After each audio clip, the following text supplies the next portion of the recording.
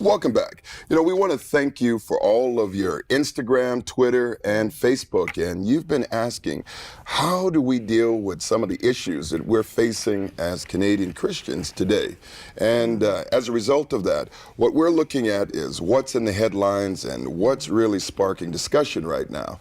And today we're looking at a topic specifically regarding pornography. These days it's become such an issue that we can't help but deal with it straight on. According to some statistics, Brian, these are staggering. Yes. 40% of men and 12% of women seek out pornography at least once or twice a month. And about 27% of Christian men and 6% of Christian women actively look for porn during that time.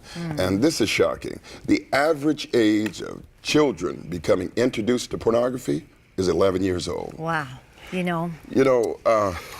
you think about the access that we have today, and I know as a parent, one of the things that is really troubling to me, we are so concerned about putting labels on cigarettes, labels on drinking, labels on all of the things as far as driving and everything else. Right. But I believe this particular area has been just without any type of no borders, of restraint or anything else. No restraint, and even in Christian homes, Yes. I remember when my children got their first cell phones, Yes. and I was talking to my husband, I said, but how do we know Yes. what they're looking at in their bedroom with their door shut? Well, and that's a big concern, because I don't know about you, but as a concerned father, and even if you don't know Christ in the way of this being wrong and it being something that the body is sacred and we are to treat it and such, one of the things that the stats from Motion 47, it's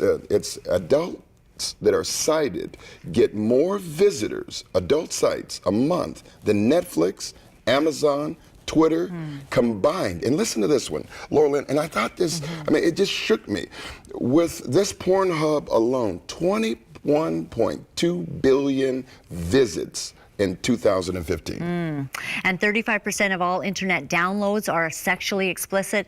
Globally, sexually explicit material is a $97 billion industry. Well, and that's the issue. I think one of the things that we find, and with this particular bill that we're talking about, Motion 47, it's to now rethink everything that's going on right now and then report on this to the House no later than July 2017 to find out what type of restraints needs to be applied in this particular area. So what is this? What are you talking about that the Canadian government is doing? Well, this is a standing committee on health to be instructed to examine the public health effects of the ease of access and viewing of online violent and degrading sexual explicit material on children, men, and women. So literally what's happening here is there's going to be a review whether there needs to be some type of constraints put together in order to protect the public. Well, it's kind of exciting. The last study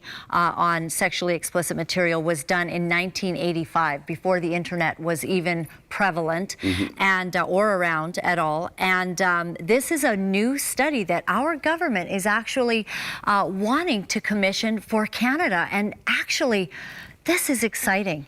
That they are wanting to put in some measures of protection. Now, I don't know how we protect our families. I don't know what they can do, because how do you stop, Brian? How do you stop that you can just type in the word sex and boom, boom, boom, you've got so many sites that, your children can go to. And the real concern, too, is the amount of violent sexual content. It's not what our predecessors, when I was young, I know that, that there was some magazines that my friends found, that are just, sort of very soft porn, but it's not the same. But now the accessibility is what we're talking about. Yes. And we're also talking about something that's even a deeper issue than that, and it's human trafficking, that it continues to progress into other things. We're talking about violence against women, misogyny, many other things. So it's important for us to, number one, urge our member of parliament to take steps to ensure that all Canadians have the